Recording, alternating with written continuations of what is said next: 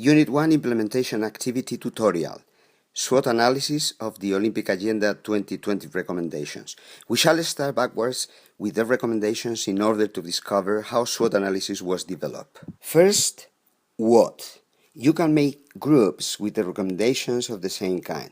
For example, 1, 2, 3, 4, 5, and 13 recommendation is one group, 6, 7, 8 second group, 15, 16, 17, and 18 another group, 21, 22, 23, 24, 25, 26, and 39 is another group, and so forth. All groups give you a clear picture of what the future, the vision of the Olympic movement will look like. First, where Olympic movement is headed. Second, how Olympic movement can protect the uniqueness of the Olympic Games and strengthening Olympic values in society. Addressing these questions under three overarching topics: sustainability, credibility of the athletes as far as clean is concerned, and sport competitions, and youth. It seems there is a working plan for the implementation of the Olympic Agenda 2020 recommendation presented in February 15 to the International Olympic Committee Executive Board. I haven't been able to find it. Just at WW Olympic or news status of the Olympic Agenda 2020, you can find a report. What mattered to us as far as the IOC implementation, it has to do with to be open to society, and the two highlights more important are the new invitation phase 2024 and the bidding process rules and related recommendations and the Olympic channel. And what I think is most important, why? Sport has the power to change the world. As Nelson Mandela says, today sport is very important in society. It must be at the service of society, and the challenges the Olympic movement has already on the horizon, as the President says, to change or to be changed. But not for the sake of changing. It has to have a goal, and that goal is progress. For Olympic movement means strengthening sport in society by virtue of Olympic movement values, and drive the change for tomorrow with these challenges: sport, clean, credibility, youth, new sports, and non-discrimination. I ask you also who were the relevant stakeholders to whom the Olympic agenda is addressed.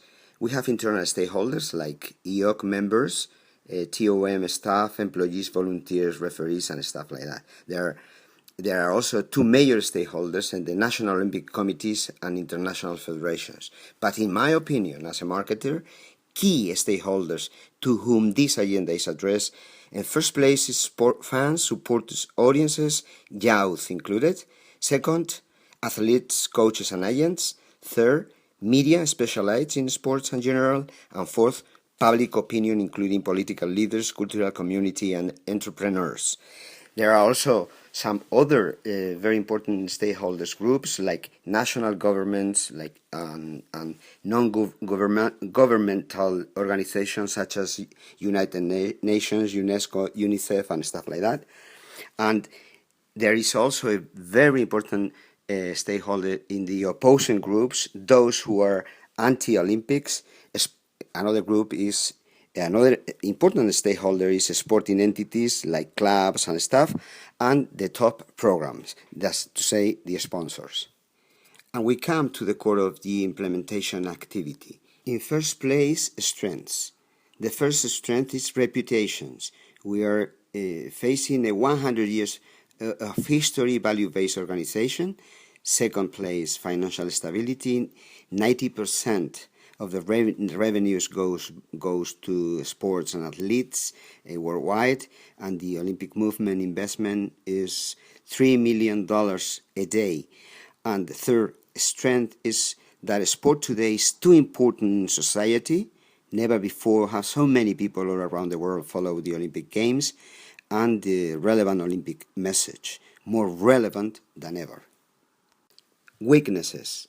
It's clear that doping, match fixing, manipulation, and corruption is one of the greatest weaknesses of the Olympic movement.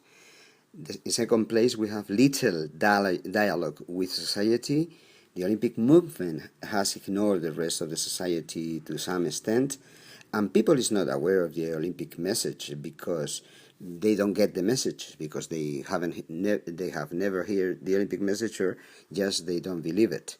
And the third great weaknesses is that the Olympic movement is a not transparent organization as far as good governance, finance, and ethics, to the extent that is needed nowadays. Threats. Major threats is that others can drive Olympic movement to change.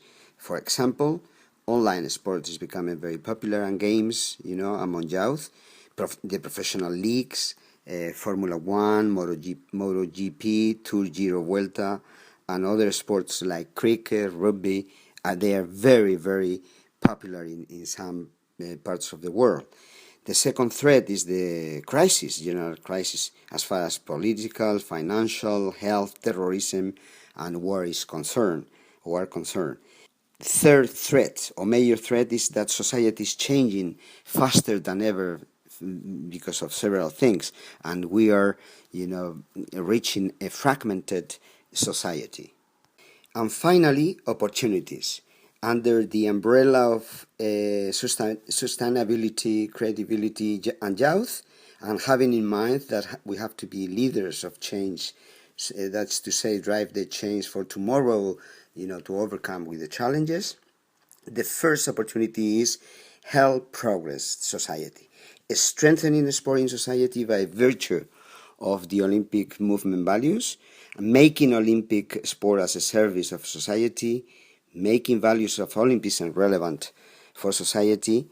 And the second opportunity is that the Olympic movement must enhance dialogue, communication, solidarity, respect, social development, peace, and diversity all over.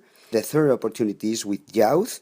They should play in sport instead of watching sports, through showing the enjoyment of educational and health values, and through better access to sport, to athletes, the Olympic history, the Olympic culture, and the Olympic values.